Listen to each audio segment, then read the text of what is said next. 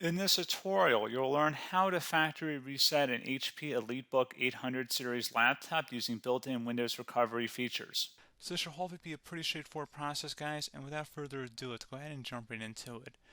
It's supposed to not delete your personal files. I strongly suggest that you create a backup of any important files or documents before you proceed, because even though it might say that it's going to save your personal files, there's no guarantees that it will, so just keep that in mind, and we're going to go ahead and jump right into it. So we're going to go ahead and start by right-clicking on the Windows Start menu, and we're going to select Settings. You want to select System, and then on the right side, scroll down until you get to Recovery. Reset Advanced Startup Previous Version of Windows. Go ahead and open that up. So we're going to start by going underneath Recovery Options, reset this PC, choose to keep or remove your personal files, then reinstall Windows. Go ahead and select Reset PC. Underneath Choose an option, Keep My Files removes apps and settings but keeps your personal files. Now, like I said, there's no guarantee, but you still want to create a backup, but we are going to select that for today's tutorial here. And it's going to ask how would you like to reinstall Windows. I usually do a local reinstall, so that's what I'm going to select. And current settings is going to reinstall Windows from this device, and then we're going to select next again. This shouldn't take too long here, guys.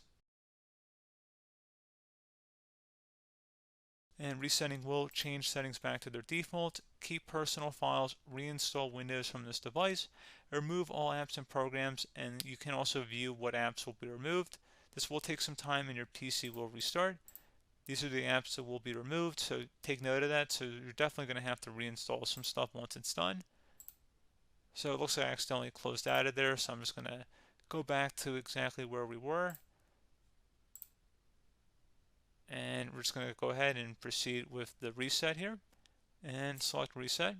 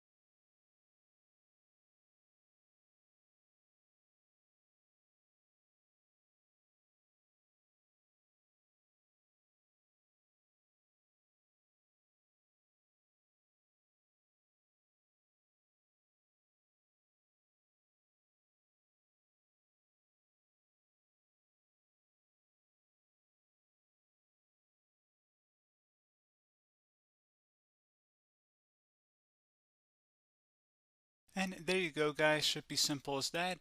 Go ahead and reinstall any of the applications that were removed. You can see a list of them by clicking on the link that's going to be on our desktop here.